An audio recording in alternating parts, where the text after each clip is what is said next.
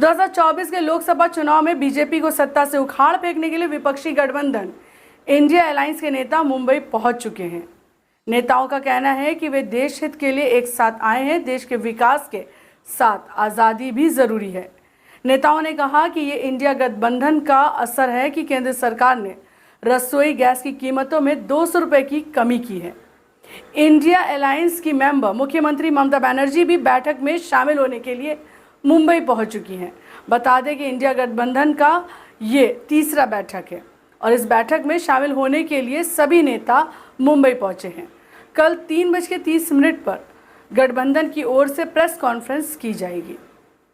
2024 लोकसभा चुनाव से पहले इंडिया अलायंस के बैठक में शामिल होने के लिए आरजेडी चीफ लालू यादव मुंबई पहुंच चुके हैं। इस दौरान उन्होंने कहा कि इंडिया के कई मायने हैं कि हम सभी एकजुट होकर देश से गरीबी, बेरोजगारी और महंगाई हटाएं। हमारा फर्ज है कि देश की एकता, अखंडता, संविधान और लोकतंत्र की रक्षा के लिए साथ मिलकर लड़ें। इंडिया का मायने है कि हम लोग एकजुट होकर के देश की रक्षा के लिए, गरीबी, महंगाई, बेरोजगारी मिटाने के लिए, किसानों के माली हालत को चुस्त दुरुस्त करने, ठीक करने के लिए ये जो सरकार थी नरेंद्र मोदी की विफल हो चुकी है, फेल हो चुकी है। इसलिए हम लोग का फर्ज है कि देश की एकता को, अखंडता को, संविधान को, लोकतंत्र को मजबूत करने के लिए हम लोग को इकट्ठा होना है। चुनाव में 1 to 1 हम लोग को 2024 लोकसभा चुनाव के लिए सभी दल के नेता मुंबई पहुंच रहे हैं। नेताओं का कहना है कि वो देश के खातिर एक साथ आए हैं। देश को दंगा फसाद कराने वाले पार्टियों से निजात दिलाना है, इसलिए एक साथ हैं। बिहार के उप मुख्यमंत्री तेजस्वी यादव ने कहा कि इंडिया की इस बैठक के कई मायने हैं। जनता खुद चाहती है कि उनके सामने एक सही विकल्प रखा जाए। लोकतंत्र और संविधान को खत्म करने वाले लोगों को जनता करारा जवाब देना चाहती है। अगर हम एकजुट नहीं होते तो जनता माफ़ नहीं करती। लोग डरे हुए हैं सही मायने में। और आपको पता है अगस्त के महीने में ही पिछले साल बिहार में हम लोगों ने सरकार बनाया था, महागठबंधन की सरकार बनाई थी। तभी से हम लोगों ने तय किया था, लालू जी, नीतीश जी, कि देश भर में सभी लोगों को एकजुट करेंगे, एक प्लेटफॉर्म पे लाएंगे। और ये आज देखिए ठीक 1 साल बाद, ठीक अगस्त के महीने में जो है आज तीसरी बैठक जो है बॉम्बे में हो रही है। तो इसके कई मायने हैं और जनता के पुकार पे लोग चाहते थे कि जो है एक सही विकल्प जो है लोगों के सामने रखा जाए। तो वो सही विकल्प जनता के सामने हम लोग रख रहे हैं जनता की मांग पर।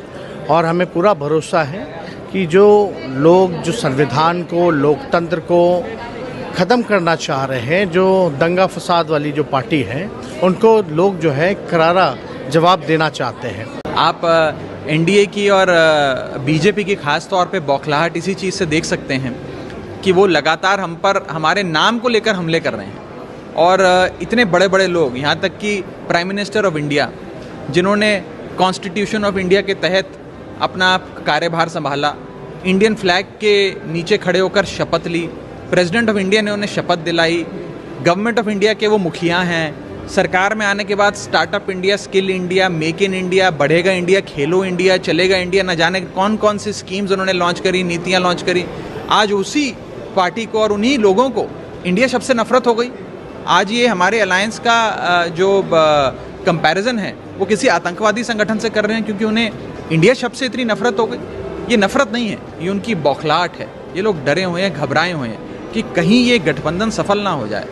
और आप देखिए रोज़ हर प्रकार से बीजेपी यही प्रयास करती है कि अलायंस फेल हो जाए।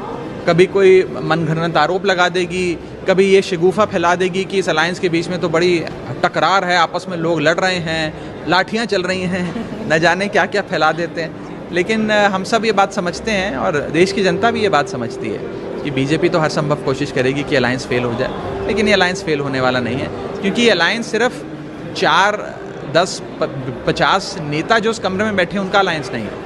ये अलायंस वास्तव में भारत की 135 करोड़ आबादी का अलायंस है।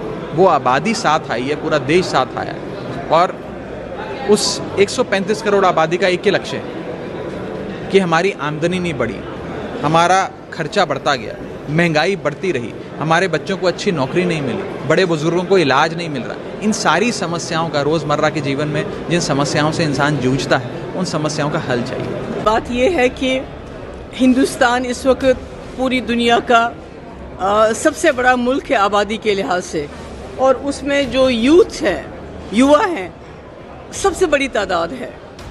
और किसी भी देश का जो युवा होता है, युवा शक्ति होती है, वो सबसे बड़ी उसकी पूंजी होती है। और शायद यही वजह है कि हमारे पहले प्रधानमंत्री जवाहरलाल नेहरू से लेके डॉक्टर मनमोहन सिंह तक, उन्होंने हमेशा कोशिश की कि जो युवा शक्ति है इसको सही डायरेक्शन दी जाए।